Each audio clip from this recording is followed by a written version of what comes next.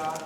We worked in cooperation with the Ramsdell Regional Center for the Arts to facilitate a master plan update for this building. And we went through a competitive RFP process and selected Wheeler Kearns Architects out of Chicago. Larry Kearns and Callie Deerkamp from the architects are here today. They were the primary individuals as well as one other one that worked on the plan. We made several trips to Manistee. We started off with a bunch of focus groups from the user groups. And it went through several iterations of the plan until we finally landed at the one that they're going to be presenting. SHPO's already signed off on it. So this is the last step in the process. Once this has been presented today, then we go ahead and close out the grant with SHPO. So without further ado, I'll turn it over to Larry and Kaylee, and they can walk us through the plans. I think they're very exciting, and they did a very good job on it. Thank you.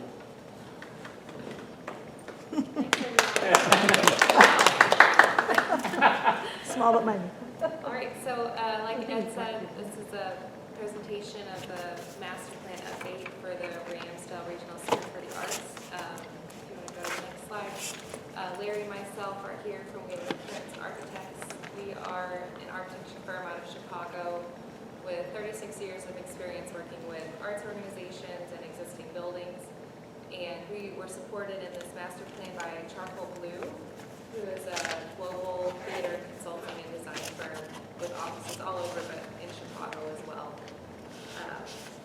We put together this master plan in conjunction with the City of Manistee and SHPO.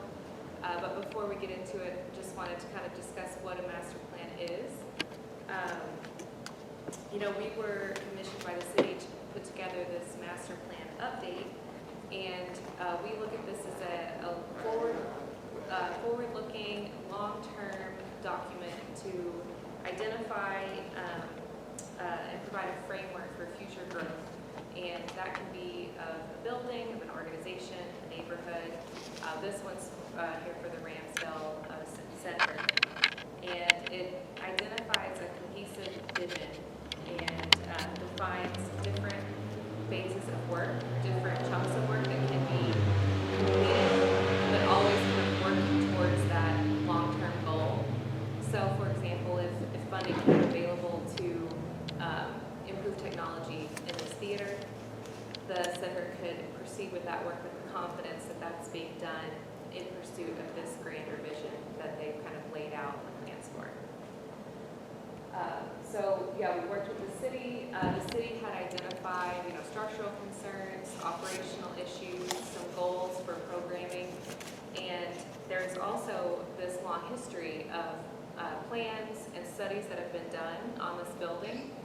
The city has been a great steward of this building. There's recent roof improvements and HVAC improvements, and so the reason why this plan was commissioned was to kind of complete all of that work that's already being done and already in process, and really make sure that all the future work is kind of marching towards this goal of long-term viability for the Ramsdell.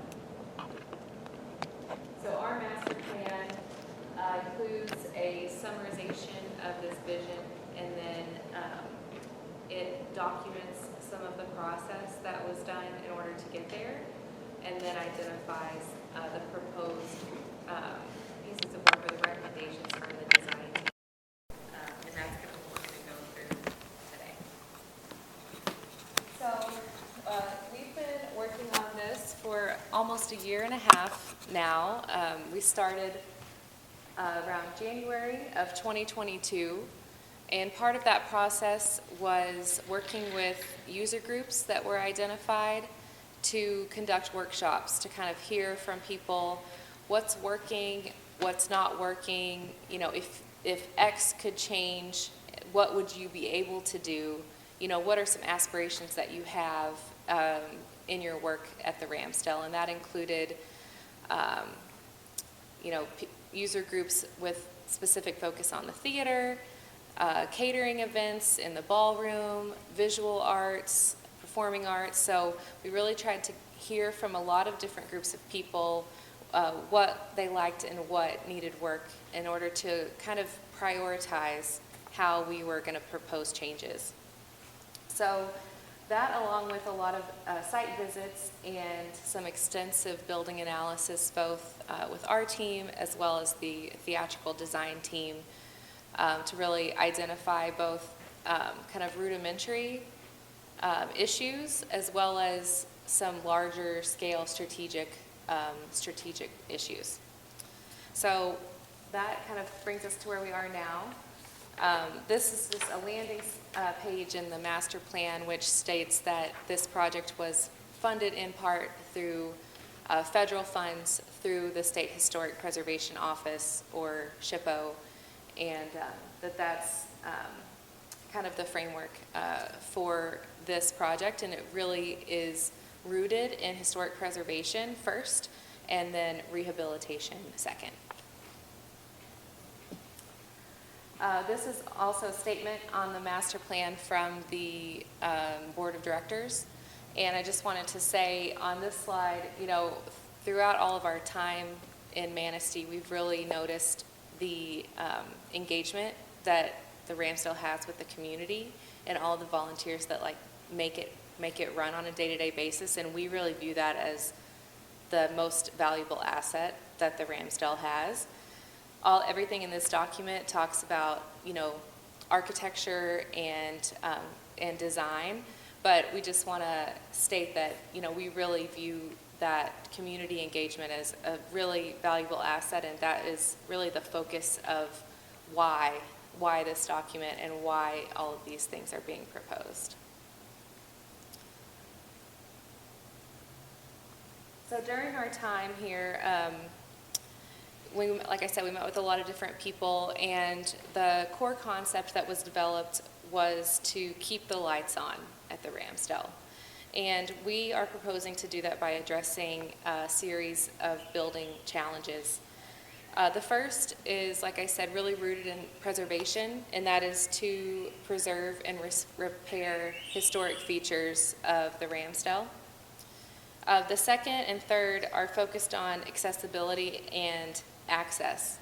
So increasing accessibility to different components of the building, and also improving access and acoustics to allow the building to be used simultaneously by multiple user groups. And that was something that we really heard over and over in some of those workshops, that there was a lot of potential here, but there was just some issues with being able to fully use the building by different groups of people at the same time. And the last one was to provide additional infrastructure to support visual arts programming. So while we have the Ramsdell Theater with performing arts focus, you know, how do we lift up the visual arts programming to provide that counterpoint in Ramsdell Hall?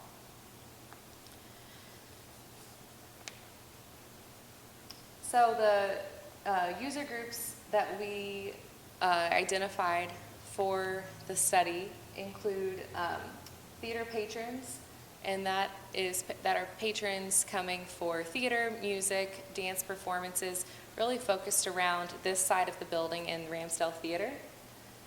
Visual arts guests, and that is education as well as exhibits.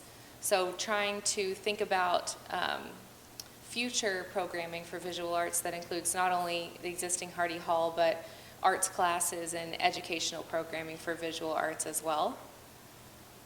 Ballroom guests, and that is primarily focused around rentals and events in the ballroom. And then the fourth is really more back of house, and that's the catering and staff that is supporting these events. And these four user groups, if you look at the top right, have a lot of really overlapping, what we identified as choke points in the building. And that kind of boiled down to be the root of a lot of different people's frustrations in terms of the operations here. And that's choke points is where these groups had undesirable overlaps in terms of circulation, but also supportive spaces like amenity spaces, thinking about restrooms, concessions, things like that, elevator. So there was a lot of components of the building that were supporting these events, but they weren't allowing them to happen at the same time, because then you'd have to share some of these amenities. And the third component to that is acoustics. So there was also a lot of talk about acoustic isolation from venue to venue being a preventative from these events happening simultaneously, or at least happening to the fullest extent possible. So the plan that we put together tried to eliminate as many of those choke points at the top right as possible to provide more discrete entrances and discrete amenities that would serve these different user groups, almost redundant in a way, but really that's kind of the central focus of the plan, is redundancy to allow activities and revenue generating activities to happen as much as possible. So yeah, like I said, these are the 3 venues that the Ramsdell has, and the plan looks at each of the 3 independently to see what does that venue need in order to operate, how can that venue operate at the same time that another venue is in operation, how does the front of house component of that venue work with the back of house, and where are those overlaps that are causing stress right now. The theater, the ballroom, and Hardy Hall have a lot of programming opportunities, and those user groups that we worked with really focused on how they're currently using those spaces, how they would like to use those spaces in the future. So we put together kind of a summary of the floor plans that are representative of the kind of long-term goals, and then I'll kind of go through these, and then I'll go through a little bit in more detail some specific recommendations that we had for each of the different areas of the building. So this is the lower level. Summary of the changes here. To the north, the primary change is really around the administrative suite. So right now, all the administrative spaces are located on the first floor, and we really view that as prime real estate for arts programming. And so we swapped the classrooms with the administrative space in order to really give the arts programming the most exposure to the street level.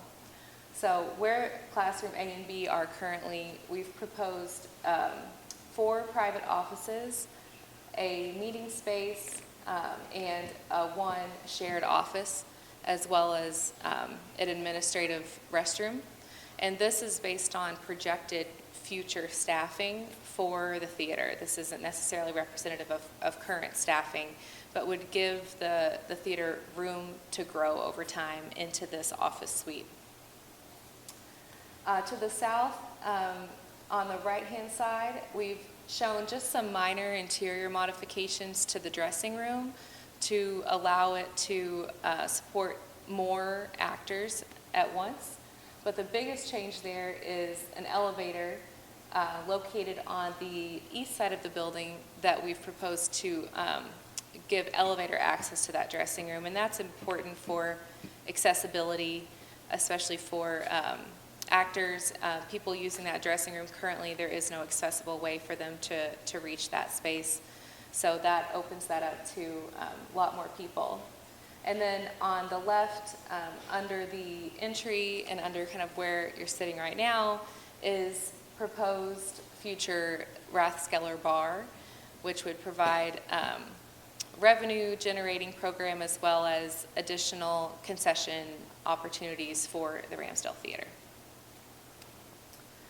So upstairs here on the first floor, the theater itself, we have some seating modifications, largely on the upper levels that I'll kind of go over in more detail later on. Some minor modifications to improve operations at the ticket booth, and that elevator on the back providing a new loading dock that's exterior but covered to the back of the stage. And we have some more images of that later on. And then to the north, looking at slightly improving the layout of Hardy Hall to incorporate a more robust concessions area, additional restroom facilities, and adding a men's restroom next to the existing women's restroom under the stair, so that you're able to provide specific men's and women's restrooms as well as single-user restrooms, which are located in the pink there in Hardy Hall. So that's something that we know was missing based on a lot of feedback, was restroom access, especially on that side of the building. And so allowing men's and women's restrooms to be next to each other, and then accessible single-user restrooms as well, was really important in a lot of the feedback. The other thing that we've identified on this plan is kind of a long-term vision of 3 discrete main entries into the building.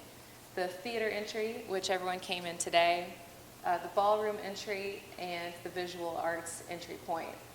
And we think that kind of making these 3 different entries more discrete, but each one really kind of advertising that program, is really important to bolster all of those different offerings that the Ramsdell has, and also in the future really allowing those to all be used, like I said, simultaneously, and people kind of know where to go for each kind of central use. And I should mention too, at the visual arts entry, those 2 rooms to the right have been identified as art classrooms. The north one has great exposure to the street, so really putting that visual arts education kind of front and center for the community. And then the room to the south there is doubles as arts classroom as well as a green room supporting the theater. So looking at kind of a dual use there to support both of those programs. And then upstairs in the ballroom, we've shown some additional amenities located within that ballroom footprint, including single-user restrooms on that floor, as well as a slightly expanded catering kitchen and a permanent built-in bar. The elevator on the back of the building also goes up to that level to allow staff, catering to come up that elevator and not have to cross paths and share the front elevator with the guests. We know that's kind of a pinch point, both loading into that ballroom and when the event is over. So we'll kind of go into more detail on some of those things. We broke out the specific recommendations into 3 areas. First is exterior of the building. The second is looking at the Ramsdell Theater side of the building, and then the third is looking at Ramsdell Hall, and that includes both the Hardy Hall and the ballroom. So looking at the exterior, for each section or each area in the master plan, we have kind of a landing page which summarizes all of the recommendations that we've made, and those are categorized by either being a preservation recommendation or a rehabilitation recommendation, and those are kind of complying with the Secretary of State's recommendations for preservation. For the exterior, we do have a lot of preservation recommendations. A lot of those are focused on masonry, tuck pointing, windows, things like that, just really typical regular maintenance that you're going to see with a building constructed of brick and at this age. Frankly, the building has been really taken care of, and we were really impressed with the state that the exterior envelope was in. The roof is in great shape. It's really new, really typical stuff that you're going to see with the brick, but not a lot of major issues there. The columns out in front of the Ramsdell Theater require some resurfacing, so it's really things like that are listed there under the preservation. Rehabilitation offers some smaller modification recommendations like signage, entry point discussions, and then the new loading facilities in the back. So this section is really heavily scrutinized by SHPO because this is listed on the National Register of Historic spaces. So this is something that we reviewed with them several times just to make sure that, everything is focused on preserving the Ramsdell. For each facade, we, like I said, we completed pretty intense building analysis, and the plan includes these large photos of each facade with kind of key tags that identify specific recommendations, including, like I said, tuck pointing, lintel replacement, things like that. And so this is just one page, but we did this for every exterior surface in the plan. And then for larger recommendations, such as the new loading dock, we've shown a little bit more detail. This is a master plan, so this is not full design, like ready for construction, but it's meant to illustrate opportunities and kind of the general layout that we would be recommending. So this is the loading door on the back of the stage, and then to the right we've shown kind of a 3D plan illustrating the recommended loading dock, how we're dealing with the mechanical equipment back there, the elevator, and some discussion on the top about how that would work with some of the existing utilities and infrastructure that's already back there. This was the only major change that we recommended on the exterior of the building. Like I said, this is a historic structure, so we're going to be really limited about what we can really do on the other 3 front facades of the building. And then coming inside, first this half of the building with the Ramsdell Theater. Again, we have this landing page with preservation recommendations. There's a few things in the front lobby and in the theater that we're recommending some minor preservation efforts. And we have some, water infiltration issues and things like that. So kind of dove into all of those really specific detailed components. And then the rehabilitation recommendations, including improvements. So that includes things like the new bar downstairs, improvements to the dressing rooms, things like that. One of the things we really focused on in the theater with the theater consultant, Charcoal Blue, was the seating.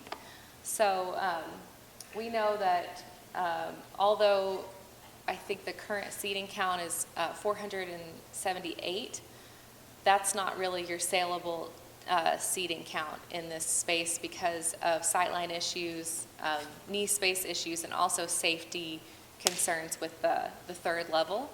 So in conversations with the city and the Ramsdell, we really were asked to focus on quality and not quantity of the seats, and how we could really create as many great seats as possible with the space that we have here. Some of the pictures, can you go back one? At the top right kind of shows some of those sightline issues that we looked at upstairs, and we know some of the upper levels have really steep steps and steep seats, but we were looking at the guts of some of those to try to see how could those be slightly modified to improve the seating experience at all of those seating positions upstairs. So this is a little difficult to see up on the big screen, but I can kind of talk through it. For the orchestra level, which is the level we're on now, we went back and forth with Ramsdell and the city with some different ideas for this floor, but ultimately determined to make really minor changes on this level. One reason is I know that the seats here are a relatively newer investment, and there's more pressing concerns on the upper levels, I should say. The major change recommended on this level is relocating the control booth from the side here to the center in the back, and creating more symmetrical seating layout in the back. So this side could be given back to more accessible seating positions, similar to the other side. Upstairs is where you're going to see the majority of the changes of the seating layout, and that is where you have a lot of the older seats upstairs too. So not only improving those in terms of the comfort of each individual seat, but also improving the layout to improve the sight lines and the head height concerns. So around the balcony, those seating counts have stayed mostly the same, with some slight tweaks to improve the knee space a little bit. It's not completely up to modern standards, but given that we want to preserve, the look of everything here, we're just trying to get that improved as much as we can while maintaining those seats. But behind there, currently there's a lot of head height issues with some of those seats that aren't really able to be sold. So what we've recommended is removing some of the seats in the back corners at that second level and incorporating a small concession area on either side to kind of create a different experience that's also really desirable for that second level. So, maybe there's one experience and one group of patrons that really want this lower level, but then there's another offering up there that might also really draw some interest. And it provides important amenity for that as well, with some concession opportunities. The other big change on the second floor is that we've proposed removing the projection booth, which we understand isn't really used anymore anyway. It's also not original to the theater. So kind of bringing that back to being seating only and reconfiguring that seats to be really up to modern theater seating standards in terms of both sightlines and knee space. So that's really the majority of the changes on the second level. Anything that we do or recommend where the old projection booth is would be intended to, when it's all said and done, look original to the theater, like much the way that this first floor has been done. And then in the upper balcony, those right now are bench seats that are, for what I understand, not sold, and frankly, pretty uncomfortable. We did go and sit in all the different seats up there. So what we've proposed is to bring those back into use, because again, it's a different viewpoint, it's a different experience that some people might be really interested in if it felt a little bit safer up there and was a little bit more comfortable. So we're looking at reducing the overall seating quantity up there, but creating some seats that are much more comfortable and have more knee space, and for the ones here on the very ends, perhaps even seats that could be on a swivel to allow them to get kind of the sight lines that they need from those positions. So not really a box seat, but maybe a similar experience that might be more of a destination. So overall, even with removing some of the seats on the second floor with the low head heights, we still ended up with more total seats in the theater because of bringing back that second floor and taking out that projection booth. So I believe these plans landed at 487 total seats with those extra concession amenities, which we thought was a win. And then going downstairs, speaking of concessions, another place where theater patrons could get concessions during intermission or after a show would be to take advantage of the currently empty space below the theater into what we've called the Ramsdell bar. I think that name was coined by Ed, if I'm not mistaken. I don't know if anyone's been down there, but this is the space directly below the entry and kind of the back few rows of seats. We would be able to carve out just the space down there that has adequate head height or ceiling height to create a revenue generating additional program for the Ramsdell.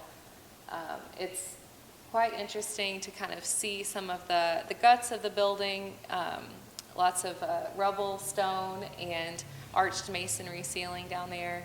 So that would provide an additional amenity for the theater that would prevent people from having to go all the way through Hardy Hall to get concessions during intermission if that was undesirable for a specific show. So that's kind of that redundancy that we were talking about before. There could be an event happening here, an event happening in Hardy Hall separate, and we wouldn't have to be sharing concessions for those two events. This also proposes bringing this stair back into commission going to the basement. It currently is blocked off going downstairs, but that way you'd be able to bring people down on both sides as well as through the elevator and access those bathrooms and the bar during intermission or after a show.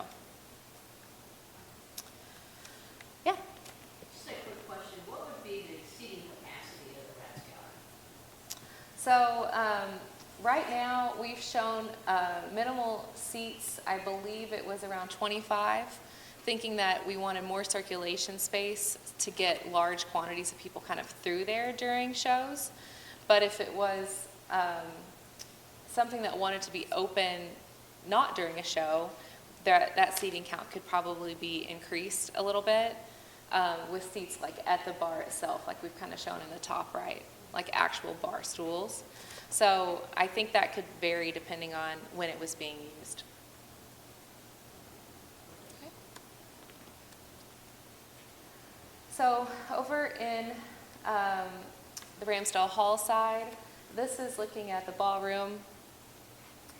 The bottom left is a rendering showing the kind of the final vision of the space. And the intent here was to show that even though we are proposing making some changes to the amenities up there, like I said, we're adding 3 single-user restrooms, slightly enlarged catering kitchen, and a permanent bar, that visually that would feel cohesive with the look and feel of the current space to kind of maintain that historic character of that room. We've also proposed improving some of the acoustics in that room, and we've also listed some additional infrastructure that could be installed over there to allow that room to serve as an additional performance venue for different types, like black box type performances, through the use of curtain drapes, temporary rigging that could be set up to support that type of programming if that was ever desired in the future. Another big change that we've proposed is additional storage space, which is illustrated on the bottom right, and that would really be out of view for everyone that's not kind of putting things into that storage room. The idea is that it would be located actually kind of above the backstage, and it would be a storage space accessible from the ballroom only for tables and chairs.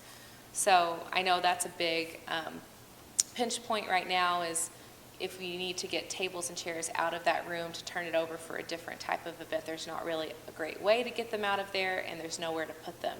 So this would make that really easily accessible to the space, to be able to easily clear out a lot of that furniture to open the space up for different types of events. And the last big thing here is the elevator access, which I did already mention, but I'll just say again, I know that single elevator has a lot of overlapping functions, and a lot of the event staff that we talked to, it was all about load in and load out and the catering kitchen. Like, that's what they needed in order to really support large events up there in the way that they wanted to be able to do that. So those two upgrades were really meant to create that separation between the front of house activities and the back of house activities, and create a more streamlined process for loading in and loading out. We looked at a lot of different